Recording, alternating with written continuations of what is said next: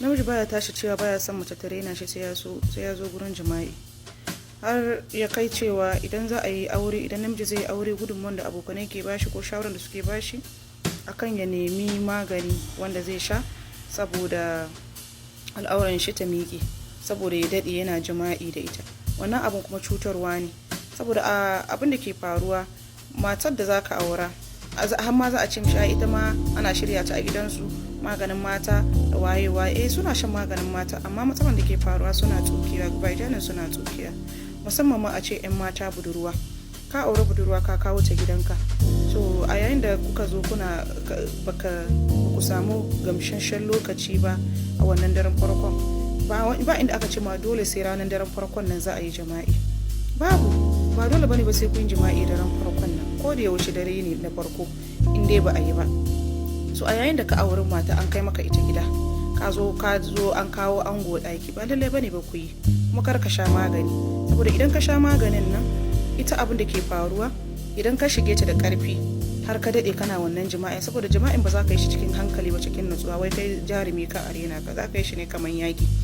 za ka zo kuma za ka cutar da ita, za ka samu takobiya tsoro a cikin zuciyarta, za ta dinga jin zafi, har ma abin burgewa ne ka je miji yana zuwa yana bada labari, yana ci ai gudu na take, ai zagaye gado ake yi, in na zo zan kama ta zan mata tsoro na take ji. Wallahi wannan abu ba burgewa bane ba, kuna cire ma mace son jima'i ne, ba ta sanin me jima'i, wata har ta gama rayuwanta ba ta san me daɗin jima'i ba, ita kawai ana yin jima'i da ita ne, wata kuma daga baya tana ɗan ƙoƙari ta gane daɗin shi. So an fi son in so samu ne a ranar da aka kawo maka mata, kar ka sha magani kuma kar ka yi komai da ita, ka kyale ta, amma ka dinga yin abubuwan da zai dinga motsa mata sha'awa, amma kuma sai ka daure.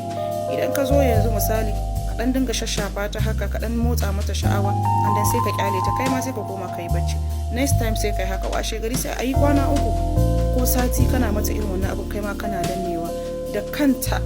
kanta za ta neme ka, za ta nemi ku yi jima'i, saboda me ta riga da ta fara sanin daɗin shi, kana motsa mata, tana jin daɗin shi. To amma a yayin da aka ce ba a yin wannan tada sha'awan, kawai daga an zo ne kana so ka nuna jarumta kanka, za ka ja ma kanka. So amma idan ka bi shi cikin laluma, cikin kwanciyar da kanta za ka zo za ta zo tana neman ka, ta saki jiki, tana jin daɗin wannan wasannin da kake mata, kai ma kana jin daɗin wasannin da take maka. So tun ba ta taɓa ka, za ka ga dukan kuna taɓa juna, kuna neman juna. Fa'idan yin haƙuri kenan, kar a sha magani, kuma kar a zo a ce daga zuwa za a fara jima'i da sauransu. So idan aka yi haƙuri, aka ɗan ba abun wani lokaci, sai ka ga cewa ana jin daɗin wani abun, kuna ajiye memory, akwai wani